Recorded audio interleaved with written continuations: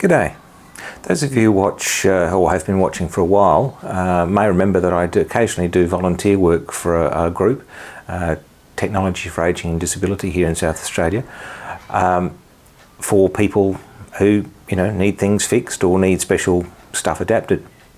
Today I've got one of those jobs. I'm putting it up because it's not necessarily a highly complex job, but it does show a couple of design defects, manufacturing defects, and it's worthwhile seeing those just to know what they are, and I'll also show you how I'm going to fix them. As an aside, we're doing a membership drive at the moment, so I'll put a link down below, and if anybody wants to join up, we're Australia-wide, please contact. This device is referred to as a day chair. Normally there's a back on there, but it's for, they're used in hospitals and other places. This belongs to a private individual, but unfortunately they have a condition which means that they slam into the back, and what's happened is that the arm that holds the back on has snapped off. So that's today's fix. Possibly the biggest complicating factor is the design of the joint here. It's come through this tube, but it's been welded top and bottom. Now it's probably been done with a MIG because that's what people do these days. But I was once taught that any weld in excess of the thickness of the material that you're welding is wasted, and that's certainly true. There's a limit to how small you can make your welds, but at the same time, this one isn't good. But it's actually left a step there, and I think with the flexing of that, it's caused a stress raiser and caused part of the problem. It's also broken off back inside this tube, so for me to weld that up is going to be difficult. And the very material it's made out of round tube, as you can see, but because of the nature of round tube, and I'll show you this in a diagram, it's possibly not the best thing for a bending load like this. So why is round tube not the best? Well, it goes like this. If that's a bit of round tube and that's anchored against a wall there, and you put a force on there, the way this works is the maximum stress on the material is here at this joint. And so if you think of that on your wall, you've got a very small amount of contact area for where that force is going to be taken. And then, so this will just basically tear off. On the other hand, if you've got a bit of square tube and you're doing the same thing, the maximum stress is still going to be there, but if that's on its wall, it means that that entire surface there is where that stress is going to be, or that force is going to be applied. So the stress in any particular area is far less. So if you've got a bending application, square tube is probably better than round, but it is what it is. So I've got some reinforcing I'm going to be doing. To make the patch pieces that are going over the bit of tube, I've just formed some bits of sheet metal over a piece of tube of the same OD. Doesn't really matter. I could have bought some tube, but I needed probably about 100 millimeters, and the shortest length I could buy was about a meter, so I figured rather than having extra material just sitting around the shed going rusty, I'll do it this way. So this is just a bit of 1 millimeter sheet, and the way you do this is just clamp it in your vise like so, and using a hammer. This is a planishing hammer, but a plain hammer will do. Just knock that over until it's curled around the tube. If you find that you're not quite lined up, you're a bit like that, you can basically lift your short end up a little bit and leave the long end there and knock that round. Flip it over. Eventually, bit of gentle working all the way along, you get that. Now, I've started out with round because I want round at one end. I'm going to now clamp that to a piece of material and then open that out so it's flat again. It was easier to do it this way than try and get it the other way around.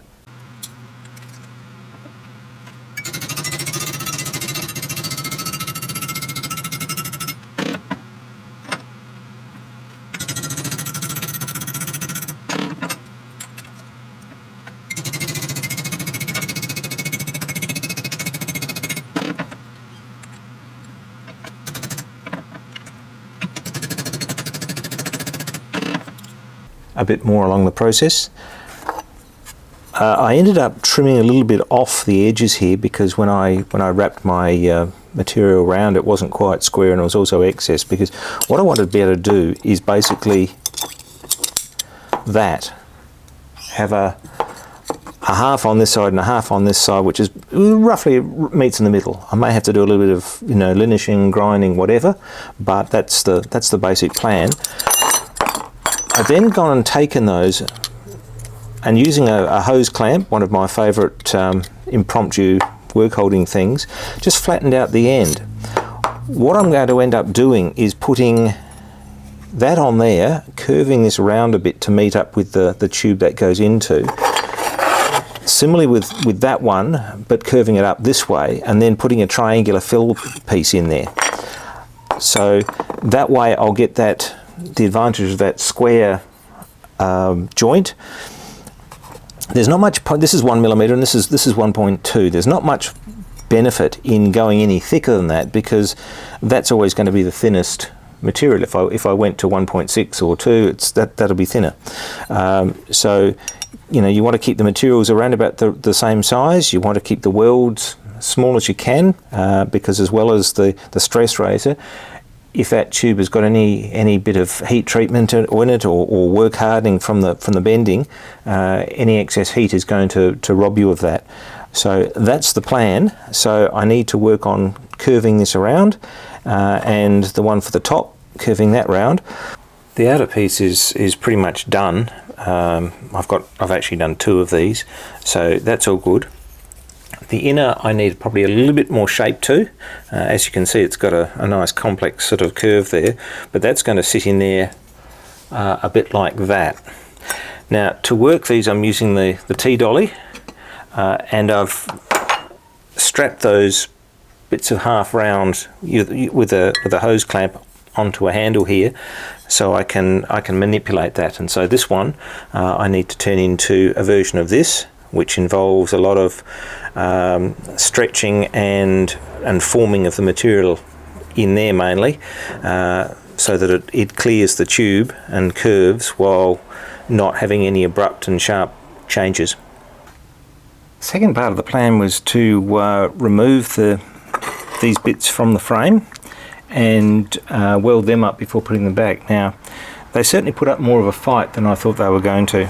This is the one that was broken. Some of this is from me in with the Dremel trying to cut the welds out. They were better than I thought they'd be.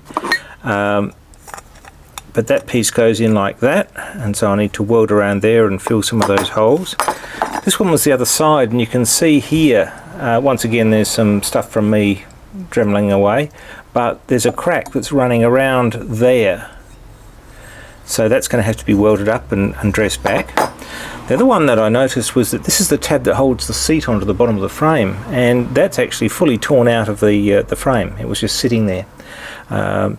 The one opposite it is looking like it's failing as well, and that's going along, and there's a sort of a crack along the top. So it looks like these are failing like that, whereas these are failing like that, which is interesting. However, the plan still remains that I'll fit these pieces on like so, fill in the sides, probably knock that down a little bit, but fill in the sides, and that'll hopefully give a much stronger joint there. As you can see, I've re-welded that area there. It's a bit bodgy because some of the material here was bent out of shape and thin and all that sort of thing, but it's done. To get to weld this tube onto the bit it broke from, I actually had to cut it down here just out of shot, weld that back on, dress that back a bit so it'll fit in the hole, then weld it back on down here, and then finally weld here. The next thing I'm going to do is put in the reinforcing pieces. Now, you can see the texture mark there. That's where I have to grind the powder coat off. It's not terribly nice stuff to try and weld through, but it doesn't want to come off easily either. So, you know, that's the way it goes. So, weld those top and bottom. Then I'm going to knock the sides in a little bit, and then I'll be cutting a piece to sort of fill that gap on that side and also on this side. As you can see, I've got my top and bottom pieces on. I probably need to just sort of straighten that out. I've tried to get that a smoothish sort of curve, and I haven't quite got there yet. But I thought I'd just show you the next stage of the process while I remember and all that sort of thing. I now need to make up some filler pieces here. This is a bit of cardboard. I think this is a muesli bar box. It's not my preferred chocolate cardboard, but oh well. I'm just using a pencil here just to put some graphite on the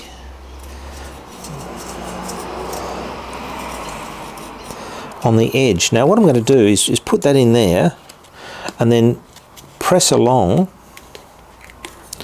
and with any luck